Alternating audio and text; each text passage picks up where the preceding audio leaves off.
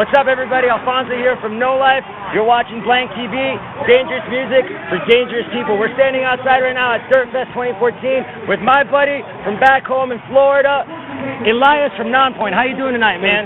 Always. How you been, man? Good. Doing good? Doing the family thing. Awesome. Very cool. Yeah. So is this your first year playing Dirtfest? Yes, it is. Cool. So what do you think so far? Great. I didn't know this is.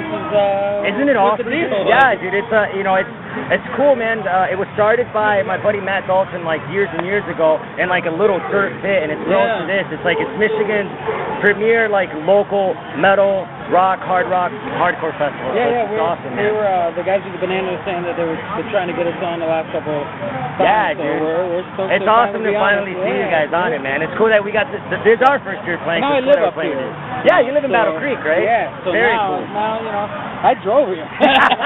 You're like, I'm just gonna get in the car. I'm just gonna go. For sure. Yeah. So dude, I've been watching you since I was 14, man. Like 13, 14 years old. I'm a huge Nonpoint fan. I'm from Miami, Florida. Yeah. I got 305 tattooed on me. Yes. So I'm all about you guys and supporting that, and watching you guys come up and get to where you are. It's just an incredible feeling for me of pride because not only are you from Miami, but I'm also Puerto Rican, and it's so cool to see you incorporate that Latin stuff into it. I love that. But a lot of fans' dreams is obviously to get signed and do what you guys do. Go tour with Hell Yeah, and go tour with all these awesome bands. Like, how did you get what was the process that you guys got to where you are now as far as getting signed? Like, how did that happen? Well, if you go back to Miami, that's what it was about. It was about knowing that we had to conquer our city first. For sure. And you did. Once we got the support of our hometown, then other people would start catching on. That's pretty much what led to everything. For sure. Back in the day, we used to play with bands. All the local heavy hitters back then. Oh, Darwin. Yeah, we played. Not well. We played up north with the Groupniks. Oh my God, the Groupniks. They would play with us in Fort Lauderdale. I heard their name. And then we would play with Darwin's in South Florida, in Miami, and then we trade shows. So playing with everybody and really hitting the streets. Rob was crazy about flyering and staying connected with the fan base so that way they knew when we were playing again. Sure. And then slowly but surely we started stealing people.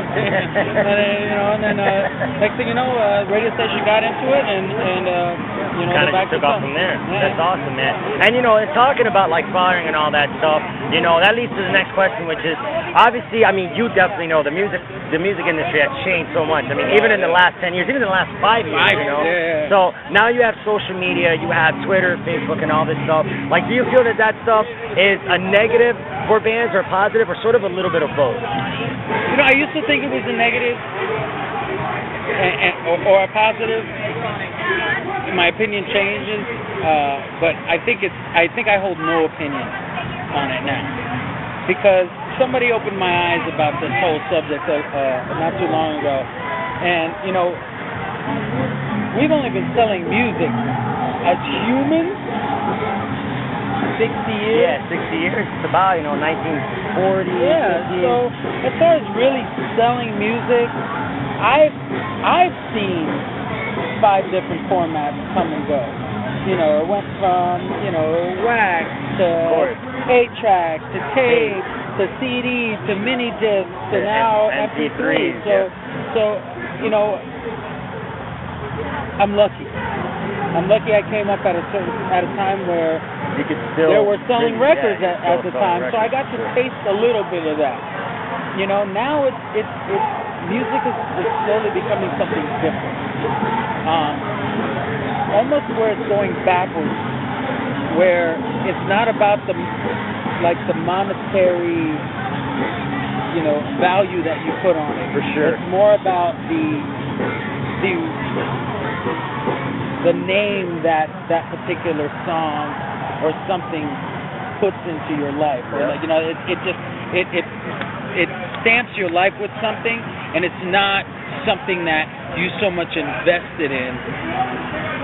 It almost invested in you, where we're trying to grab people with our music in a different way than they used to back then. Back then it was like, hey, there's music. We got music. Yeah. Let's go buy a record. Hey, let's record this. And it was just everything was just fast and easy. Now it's gotten to a point where it's more about a brand. Like being a band is about being Nabisco. I totally agree. As opposed to being like Stairway to Heaven. Like back then, songs used to define bands. Now bands. Led Zeppelin. Songs. Oh yeah, you know, like there, you know, like of course. Yeah.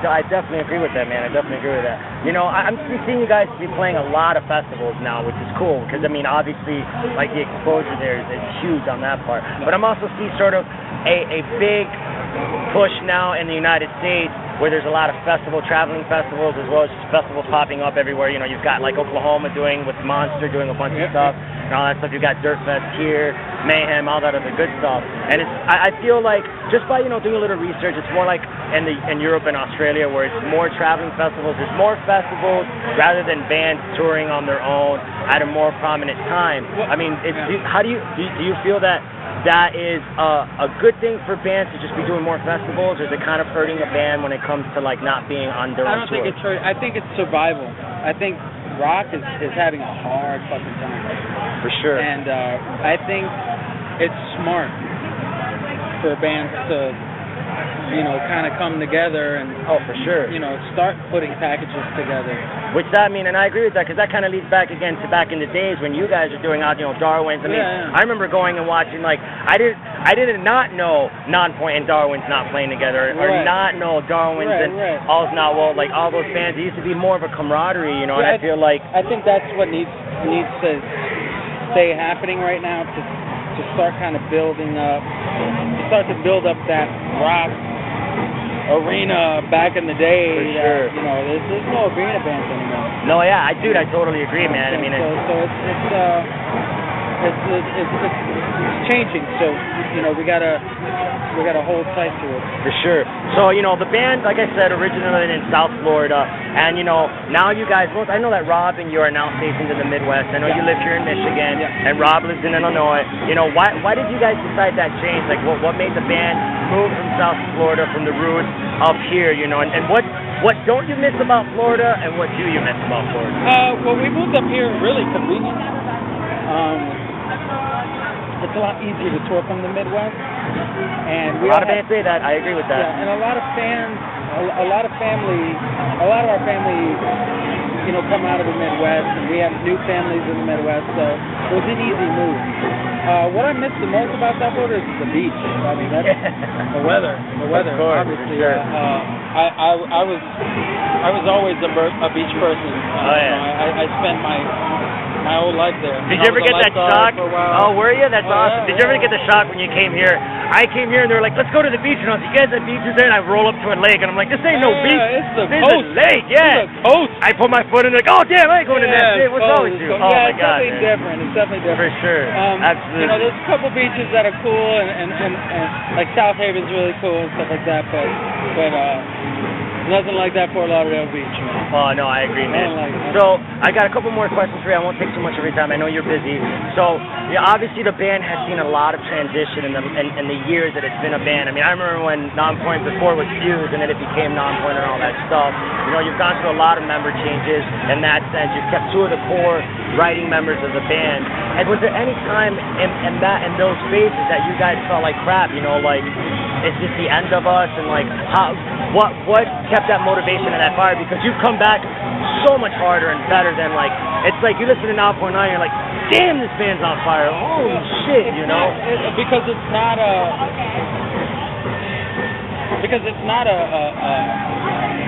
a member thing. It's like a movement thing.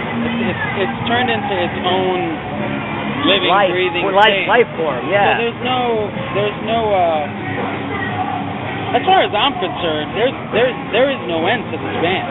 It's like Aerosmith. I plan on being a member of this band and this band being a band until I die. It's That's not like awesome, I can 100% relate to that. You know what I'm saying? It's not like the guys in Run DMC are still in Run DMC. Exactly. They're not in Run DMC just because they don't tour as extensively as they did in the past. Yep. So when if Rob and I have learned in the last 15 years that if we ever feel like anything is putting the last 15 years that we've invested into this band in jeopardy, we make hard decisions. Because as scary as those decisions might be, it's scarier to think that I don't get to do what I love. Sure. Or that I'm going to let something that's so beautiful to me just fade away. Just because of a bad attitude or lack of work ethic or something like that. That's not something that kills something like this. Exactly. You just you overcome it. You know? That's something that you figure out. Yeah, you figure out a way how to overcome that. Sure. And